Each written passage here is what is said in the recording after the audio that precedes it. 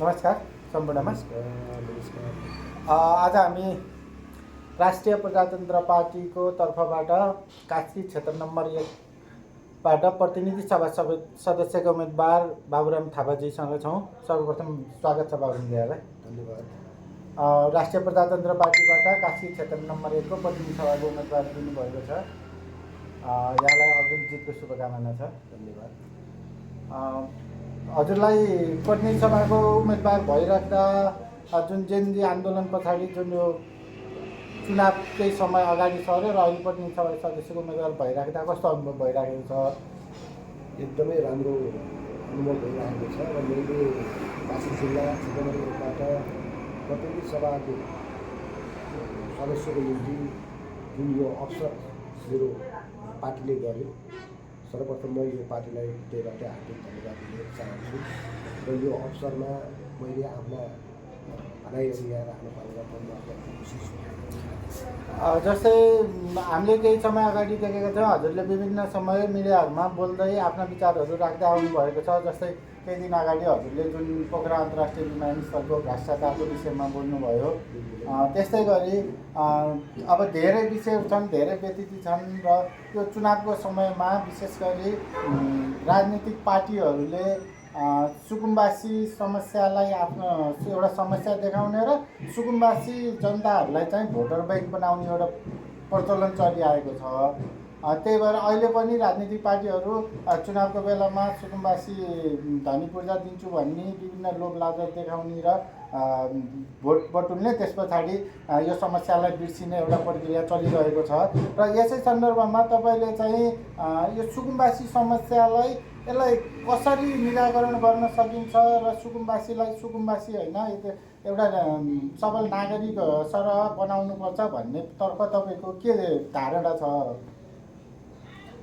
अब यहाँ के छ भन्दाखेरि पहिलो कुरो सुकुम्बासी समस्या समाधान गर्छौँ भनेर विगतका जति पनि गणतन्त्रवादी दलहरूले भन्दै आए, उनीहरू कसैले पनि त्यो समस्या समाधान गर्न नसकेर खालि आफ्नो एउटा भोट ब्याङ्क बनाएको स्थिति हो। हाम्रो राष्ट्रिय प्रजातन्त्र पार्टी र विशेष गरेर हाम्रो कास्की क्षेत्र नम्बर 1मा जो जति सुकुम्बासीहरू चाहिँ यहाँ बसोबास गर्नुभएको छ, उहाँहरूको व्यवस्थापनको निम्ति हामी खटेर एकदमै व्यवस्थापन मिलाउनेतर्फ चाहिँ हामी लाग्नेछौँ।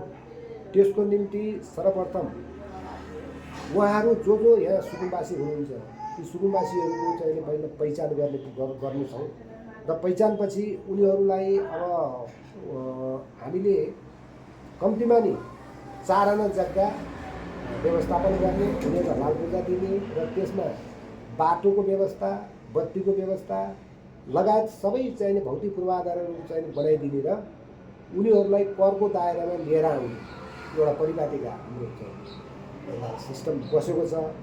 यसमा चाहिँ के छ भन्दाखेरि अब उनीहरूलाई करको दायरामा ल्याइसकेपछि राज्यले करोडौँ कर उठाउनु पनि सक्ने भयो र यो क्षेत्रबाट चाहिने सबै मान्छे 4 आना जग्गा उनीहरूलाई दिएपछि उनीहरूको हातमा लाल पूजा पनि हुने भयो र यहाँ कास्की क्षेत्र नम्बर 1बाट सुकुम्बासी समस्या चाहिँ निराकरण भएर जाने भयो र शब्दकोशमा कास्की क्षेत्र नम्बर 1बाट शब्दकोशमा सुकुम्बासी कोही छ भन्ने नबनाउने खालको रणनीति हाम्रो छ। जस्तै यसलाई हामी सफल बनाउँदैछौँ भन्ने। जस्तै अब सुकुम्बासी समस्या सबैले निराकरण गर्छौँ ल हामीलाई भोट दिनु, हामीले अब यो समस्या हटाउँछौँ भनेर काङ्ग्रेस एमाले लामो समयदेखि यो सुकुम्बासी समस्यामाथि राजनीति गरेको अवस्था छ। अब यदि तपाईँले जितेको खण्डमा तपाईँको निर्वाचन क्षेत्रमा अर्को चुनावसम्ममा हामीले सुकुम्बासी देख्न पाइँदैन?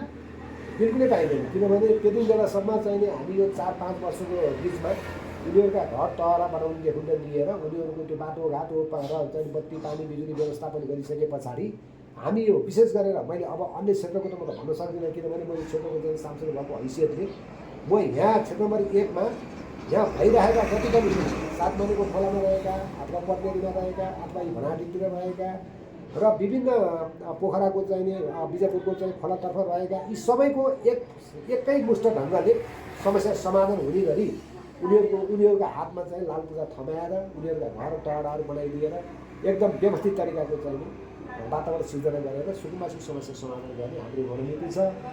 त्यो रणनीति अनुसार के हुन्छ त भन्दाखेरि सुकुम्बासीले अहिलेसम्म राज्यलाई एक सुका पनि कर तिरेका छैनन्। र घर बनाइदिएर बाटाघाटा बनाइदिएर उनको व्यवस्थापन गरिसकेपछि उनीहरूले पनि राज्यलाई कर तिर्नु भएपछि राज्यको करोडौँ कर चाहिने आम्दानीको रूपमा चाहिँ आउनेछ अहिले त समयको समाधान अहिले त उहाँहरूसँग धनी पूर्जै छैन, उहाँले कर तिर्ने आधार पनि छैन।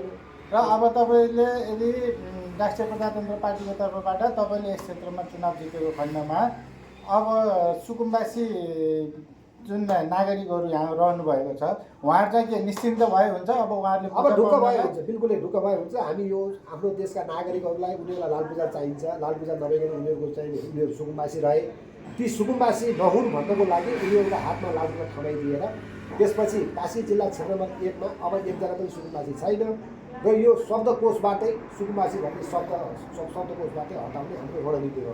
जस्तै काङ्ग्रेस एमाले चाहिँ सधैँ यो आश देखाउँथे उनीहरूले पुरा गर्थेनन्, उनीहरूलाई त्यो पुरा नगरे पनि त्यसको हिन्दाबोध कहिले पनि भएन।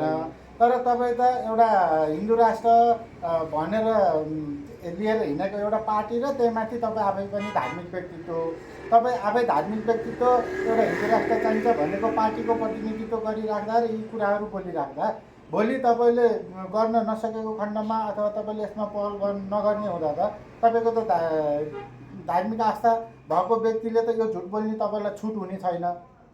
त्यसैले बिल्कुलै यो एकदमै सत्य कुरा हो राजेशजी। यो कसो छ भनेदेखि जस्तो हामी धार्मिक हिसाब किताबले यो आत्मज्ञान ग्रहण गरिसकेपछि मान्छेमा एक सुका खाए पनि चाहिँ पाप लाग्छ भन्ने सोचाइ भएको मान्छे भएको हुँदा हामीले राज्यको कोषबाट अथवा कहीँ यो राष्ट्रिय अन्तर्राष्ट्रिय लेभलका चाहिने जति पनि चाहिने सङ्घ संस्थाहरू छन् उनीहरूसँग हारगुहार गरेर कसरी हुन्छ, जसरी भूकम्प जाँदा जसरी घरहरूको निर्माण भयो त्यसरी पनि हामी सुकुम्बासीको समस्याका समाधानको निम्ति उहाँहरूको घर तहरा बनाउनेदेखि लिएर र राज्यबाट चाहिने नीति परिवर्तन गरेर उनीहरूलाई लाल पूर्जा समेत प्रदान गर्ने गरेर हामी काम गर्नेछौँ। यसमा राज्यलाई पनि फाइदा छ, सुकुम्बासी पनि कोही सुकुम्बासी हुन सक्दैन, सबै चाहिने नेपाली नै हुन्, उनीहरू घरवास जरुरी छ, उनीहरूलाई बनाउनुपर्छ। गरिबदेखि चाहिँ अरू मान्छेसँग पढ्ने अगाडि खालको बाटो तयार गरेर भन्ने हाम्रो रणनीति पनि छ। हामी त्यसरी नै काम गरेर देखाउनेछौँ, त्यसमा उहाँ प्रतिबद्धता जाहेर गर्न चाहन्छु। भन्छ अब तपाईँले समग्र कास्की क्षेत्र नम्बर 1 का आम जनताहरूलाई के भन्न चाहनुहुन्छ? अब कास्की क्षेत्र नम्बर 1 मा जति पनि बसोबास गर्नुभएको छ उहाँहरू अहिले देशको चाहिने यो गणतन्त्रवादीहरूको पीडाबाट पीडित भएर मनमा हृदयमा पीडा राखिराख्नु भएको छ, दुःख व्यक्त गरिरहनु भएको छ। यो सबैको दुःखको निराकरणको निम्ति राष्ट्रिय प्रजातन्त्र पार्टीले हिन्दू धर्म सहितको राज संस्था पुनर्स्थापना गर्ने र त्यस पछाडि सबैलाई मान्य हुने खालका चाहिने नीति निर्माणहरू के अरे अवलम्बन गरेर सबैले एउटा गाँसबास कबासको व्यवस्थापन हुने गरी चाहिने हामी अगाडि बढ्नेछौँ भन्ने कुरामा हाम्रो राष्ट्रिय प्रजातन्त्र पार्टी निर्णय भएर अगाडि बढेको छ। यसको निम्ति यहाँहरू काशी जिल्लावासी सम्पूर्णसँग चाहिँ म हलो चिन्हमा मतदान गरेर विजय गराइदिनु हुन म हार्दिक अपिल समेत गर्दछु। धन्यवाद, यहाँलाई जितको शुभकामना छ।